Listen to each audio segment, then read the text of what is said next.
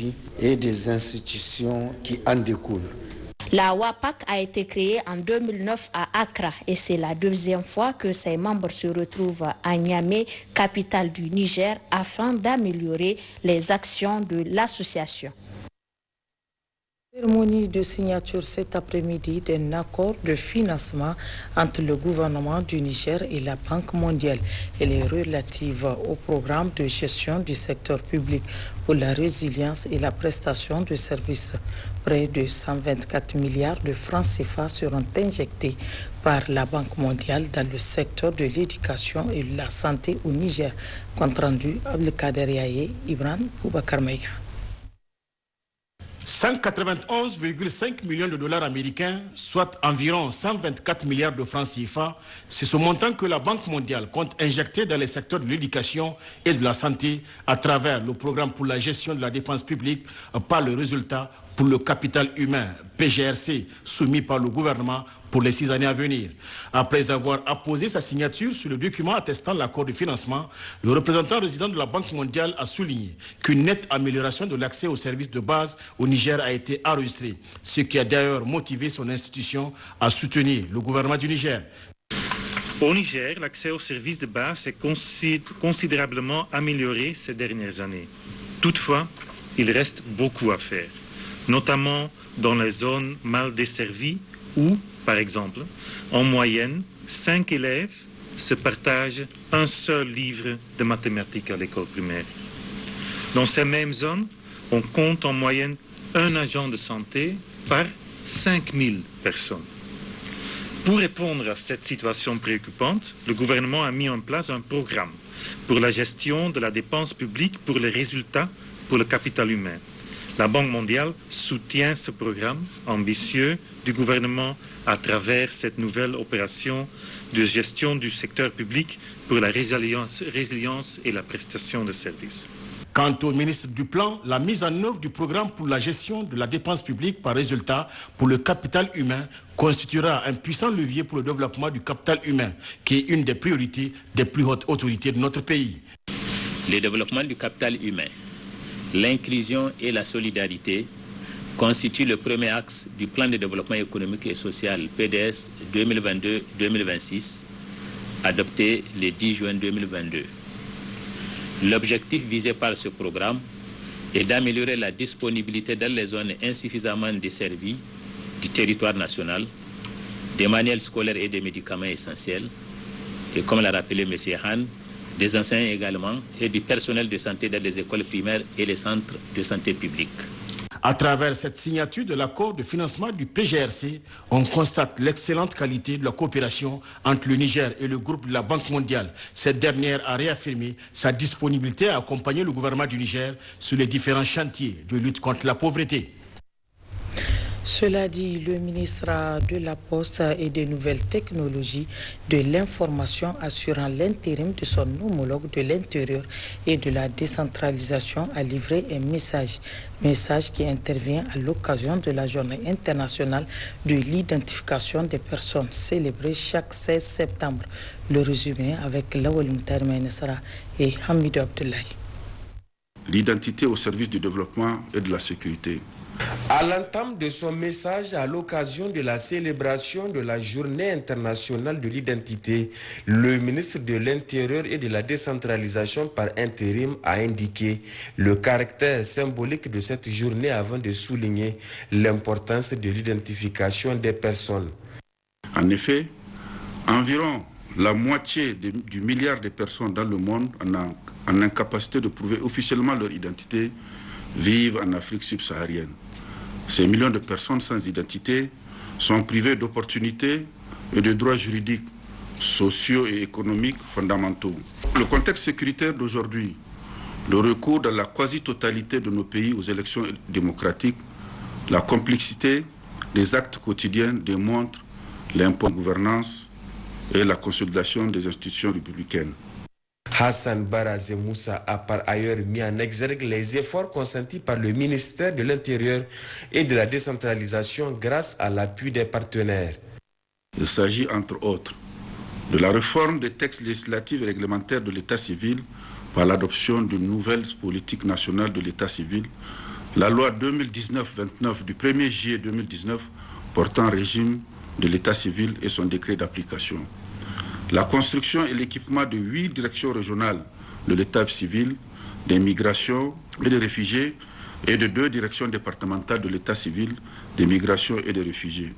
La dotation de toutes les directions régionales et départementales de l'état civil, des migrations et des réfugiés en véhicules Toyota Hilux. Au terme de son allocution, le ministre a exhorté tous les acteurs de l'enregistrement et de l'identification des personnes à plus d'ardeur afin de matérialiser les ambitions du gouvernement dans ce domaine. Dans le même ordre d'idées, demain 16 septembre 2022, les pays du monde entier célèbrent la journée internationale de l'identification des personnes. À cette occasion, le ministre de l'Intérieur a participé à une visioconférence avec les responsables de l'Organisation africaine pour l'identification des personnes.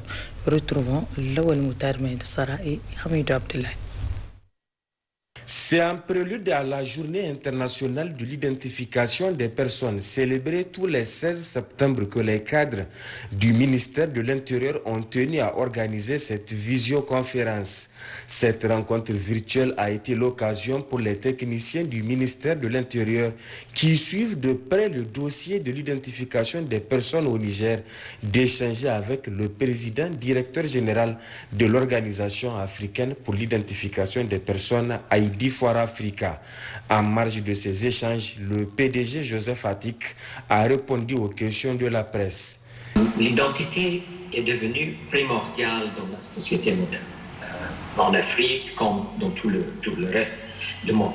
Sans preuve d'identité, les individus ne peuvent pas participer pleinement à la société et revendiquer leurs droits. Par exemple, ils ne peuvent pas participer dans la vie socio-économique, ouvrir un compte bancaire, avoir un passeport, voyager, réclamer assistance sociale, l'éducation, soins médicaux, etc., etc. Alors, l'identité, c'est la pièce maîtresse dans la vie des individus de la société moderne. Il faut le rappeler, malgré un léger retard accusé dans ce processus, l'État du Niger, grâce au soutien de ses partenaires, retrouve sa place dans le rang des nations décidées à identifier leur population.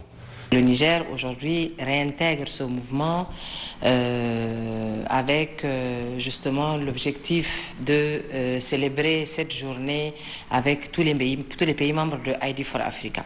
L'interview que vient de donner ce matin Dr Joseph Atik, c'est en relation avec la coopération entre Heidi For Africa et le Niger.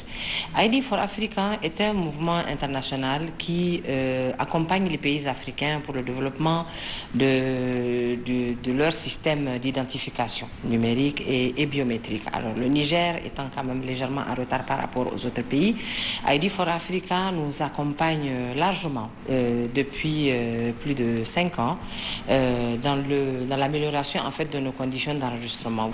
Pour 2024, Inch'Allah, le Niger est candidat. Actuellement, ils sont en train de faire l'étude du dossier, l'étude de notre candidature pour l'organisation de l'Assemblée générale augmentée. Et on pense que si jamais le Niger remporte l'organisation de cette Assemblée générale, on sera vraiment très très avancé. L'identification des personnes reste et demeure particulièrement importante pour les pays du Sahel, en l'occurrence le Niger qui fait face à nombreux défis, notamment sécuritaires. Autre aspect de ce journal, le ministre de l'Action humanitaire et de la gestion des catastrophes, Lawa Magaji, a animé ce matin à Niamey un point de presse sur la situation des inondations au Niger. Dans son bilan, il ressort moins d'inondations cette année, mais plus de pertes en vies humaines comparativement à l'année 2021. Mahmoud Idrissa Maïga, Tijane Ibrahim pour le point. Après sa communication sur la situation des inondations en Conseil des ministres hier, le ministre de l'Action humanitaire et de la gestion des catastrophes, Lawa Magaji, a tenu à animer ce matin un point de presse sur la question.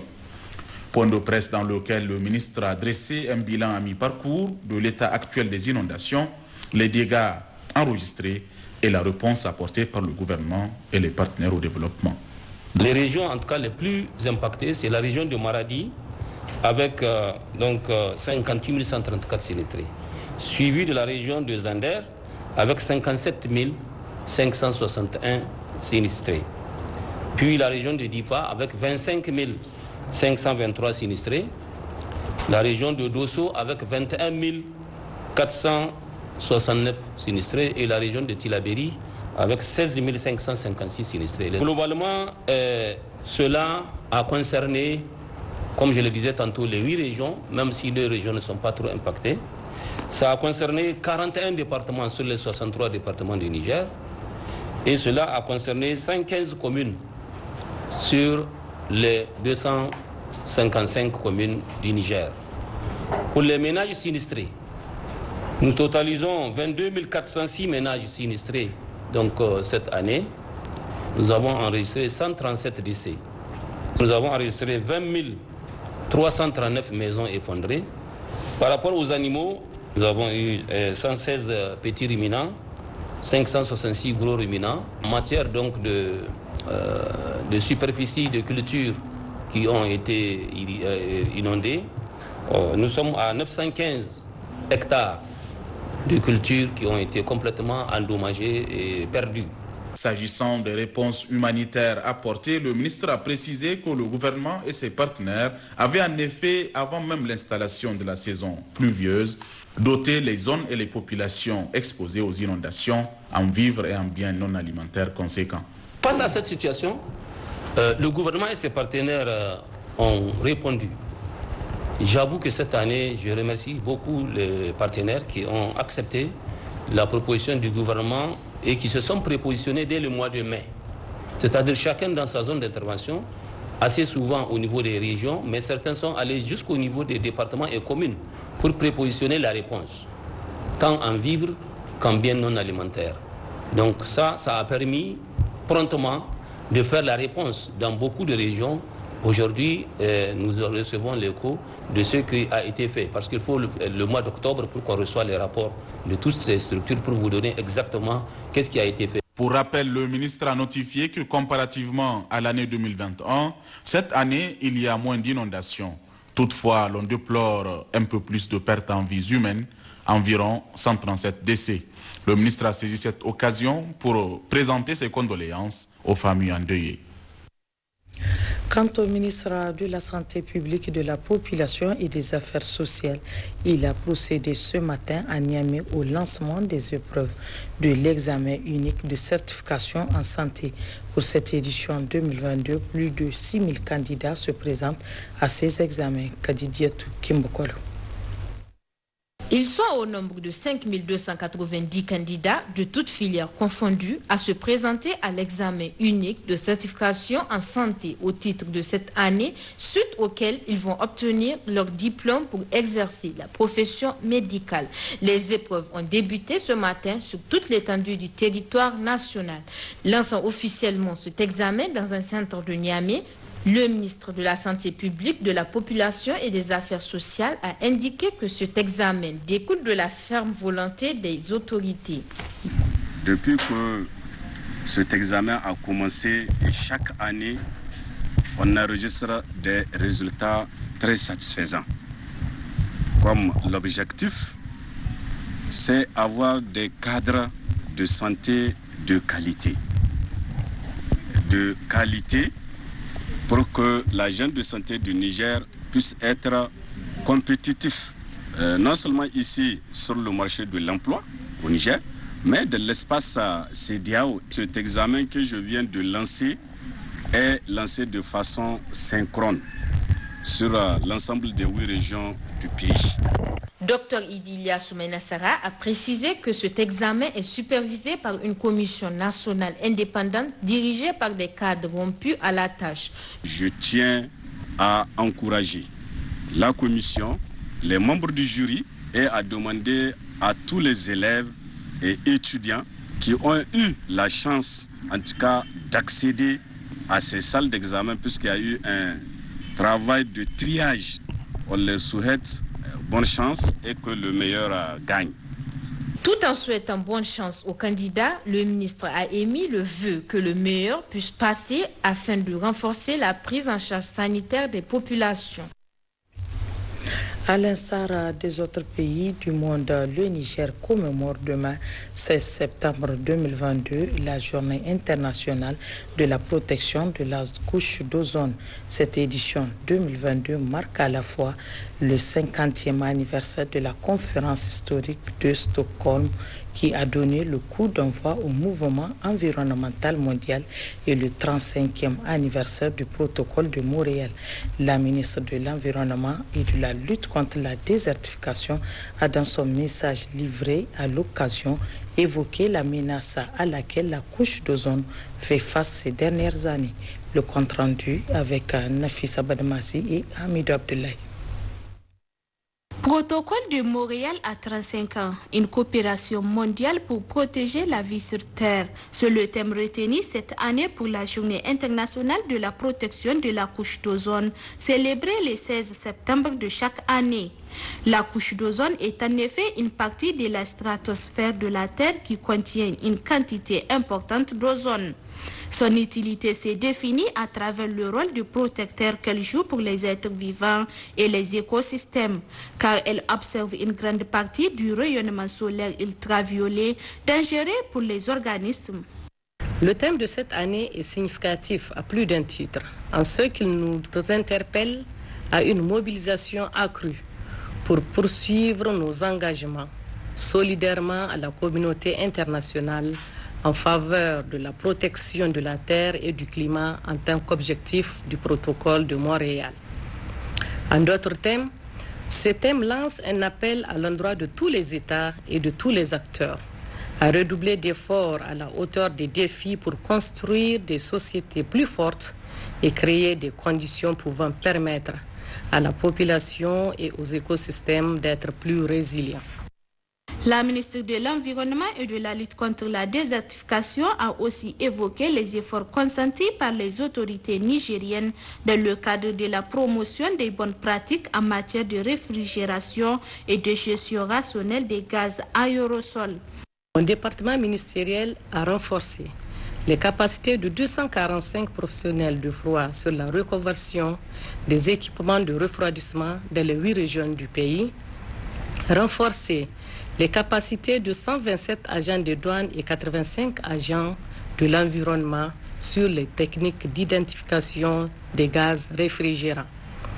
Doter 5 établissements de formation professionnelle et les 8 structures régionales de l'Association des professionnels du froid du Niger en kit de formation technique. Sensibiliser 153 élèves des lycées d'enseignement professionnel de Douchi et Zender sur l'importance de la préservation de la couche d'ozone. Malgré les efforts déployés, la ministre appelle les acteurs étatiques, les ONG et les autres associations de continuer et d'intensifier la sensibilisation du public et le renforcement des capacités des praticiens de froid sur les bonnes pratiques de gestion rationnelle de gaz et promouvoir des équipements électroménagers économes d'énergie et accessibles aux ménages nigériens. Le ministre de la Poste et des Nouvelles Technologies de l'Information a procédé ce matin au lancement de la cérémonie solennelle de la rentrée académique 2022-2023 de l'École supérieure des télécommunications. C'était en présence de plusieurs autres membres du gouvernement ainsi que des étudiants nouveaux comme anciens, Amadou Tijani Oumarou et Tijani Ibrahim. Cette cérémonie solennelle marque la rentrée académique 2022-2023 de l'École supérieure des télécommunications EST, placée sous la présidence du ministre de la Poste et des Nouvelles Technologies de l'Information. La rencontre a enregistré la présence de plusieurs autres membres du gouvernement et des étudiants nouveaux comme anciens, tous chaleureusement accueillis par le directeur général du dit établissement. Notre école aura bientôt 11 ans. 11 ans. Vu sous l'angle des résultats importants obtenus, c'est beaucoup. Mais 11 ans dans la vie d'un établissement de l'enseignement est insignifiant. C'est pourquoi nous ne nous laisserons pas éblouir par l'éclat des succès et invitons tous nos partenaires à nous accompagner pour une consécration de l'EST en tant que pôle d'excellence dans l'environnement de l'enseignement au niveau sous-régional. En procédant au lancement officiel de la rentrée académique 2022-2023 de l'EST, le ministre de la Poste et des Nouvelles Technologies de l'Information a réitéré l'engagement de son département ministériel à accompagner cette prestigieuse école dans sa noble et exaltante mission qui consiste à former des cadres valables dans le domaine du numérique au Niger. L'essor d'une véritable économie numérique dépend de l'existence de ressources humaines bien formées, capables de s'adapter à l'émergence ainsi qu'au développement à grande échelle et surtout très rapide des technologies de l'information et de la communication. C'est cette mission que la loi 2011-44 du 12 décembre 2011 a assignée à l'École supérieure de télécommunications qui d'ailleurs l'accomplit à la grande satisfaction du gouvernement et de l'ensemble des acteurs de l'écosystème numérique de notre pays. C'est le lieu ici de réitérer toutes mes félicitations à l'ensemble des animateurs de l'EST, notamment la direction générale, le corps enseignant, le personnel administratif et technique, sans oublier les étudiants qui font preuve d'abnégation au travail et de discipline exemplaire. Enfin, la structure syndicale estudiantine de l'École supérieure des télécommunications a saisi cette opportunité pour adresser une liste de doléances à l'endroit des premiers responsables de cet établissement scolaire afin de mettre les étudiants dans de meilleures conditions d'études. Du sport dans cette édition pour évoquer que le ministre de la Jeunesse et du Sport, Sékou Doro Adamou, a reçu ce matin l'athlète nigérienne Aminatou Saini. La championne d'Afrique sur 200 mètres et 4e au championnat du monde d'Oregon était venue présenter toute sa gratitude aux autorités du Niger pour le soutien et l'accompagnement qu'elle a reçu. Le point avec Abdelaziz Issaka et Abdoulaye Ali. Toujours aux côtés des athlètes, surtout les plus méritants, le ministre de la Jeunesse et du Sport, Adamou Sékou Doro, a reçu ce matin l'athlète nigérienne de 26 ans, Aminatou Saini. Championne d'Afrique sur 200 mètres, vice-championne d'Afrique sur 100 mètres et 4e au dernier championnat du monde, l'étoile montante de l'athlétisme africain n'a cessé de hisser haut les couleurs du Niger à travers les compétitions auxquelles elle a participé. Accompagnée par les responsables de la Fédération nigérienne d'athlétisme, elle est venue présenter sa gratitude aux autorités du Niger qui n'ont pas lésiné sur les moyens pour l'accompagner. Et pour les championnats du monde passé, le président m'avait appelé. Donc j'étais très content pour cette initiative. Ça m'a donné beaucoup de courage. Donc je me suis forcé de toutes mes forces, ce que je peux faire. Donc je voulais, même si la médaille de bronze, mais Dieu a voulu que je suis classé 4e, donc ça va, c'est pas mal. Donc l'année prochaine, Inch'Allah, je reste pour bosser encore pour l'année prochaine. Il y a les championnats du monde aussi à Hongrie. Inch'Allah, je vais essayer encore pour faire mieux que cette année, en 2022. Inch'Allah. Cet accompagnement des autorités du Niger à travers le ministère de la Jeunesse et du Sport favorise par ailleurs la montée en puissance de l'athlétisme nigérien. Vraiment, monsieur le ministre, si vous me permettez, c'est l'occasion pour nous de vous témoigner toute notre gratitude. Parce que ça fait un bout de temps qu'on accompagne ces athlètes-là.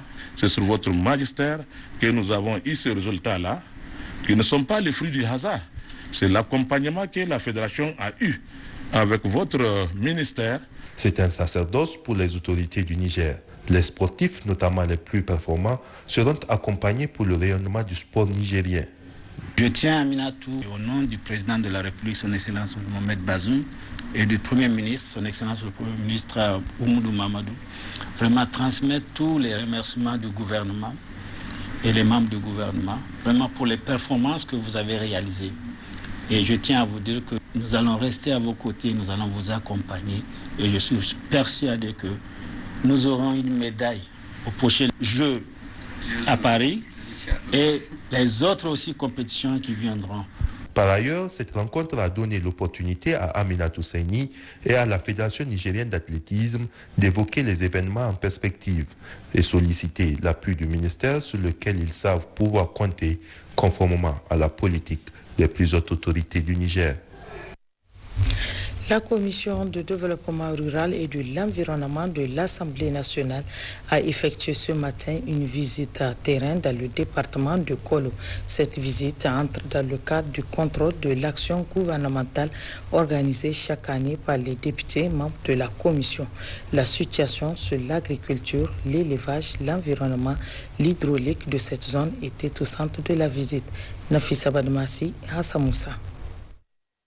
Trois grandes étapes ont marqué cette visite terrain de la Commission de développement rural et de l'environnement de l'Assemblée nationale. Une coutume pour la Commission de faire chaque année le tour des régions, départements et communes pour faire la situation de la campagne agricole. La Commission a été guidée par les autorités départementales. À Seberi, il a été question de la réparation de la digue de protection et de la cherté de l'engrais décrié par les producteurs.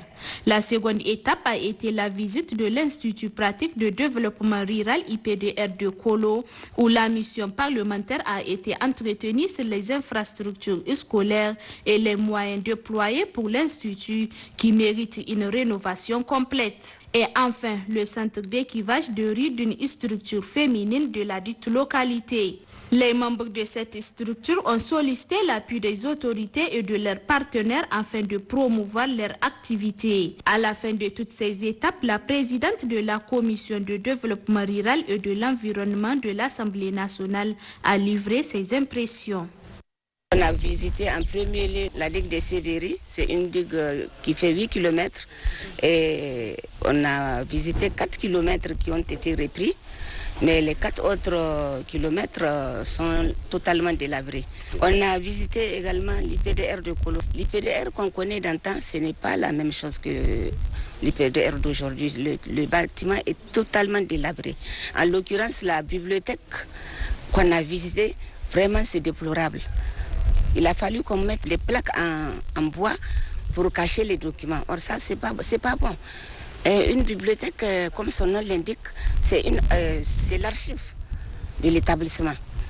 Si on ne vient pas rapidement réparer cette bibliothèque, tout va disparaître. Pour l'engrais également, on nous a fait savoir qu'il faut 2,5 sacs de riz paddy pour acheter un sac. Ça, on ne peut pas. On ne peut pas, personne ne peut l'acheter à ce prix-là. L'agriculture aujourd'hui, c'est la survie nationale. La commission a promis de rendre compte à qui de droit les besoins du département de Kolo et énumérés pour une meilleure prise en compte. Voilà, c'est la fin de ce journal. Merci de l'avoir suivi.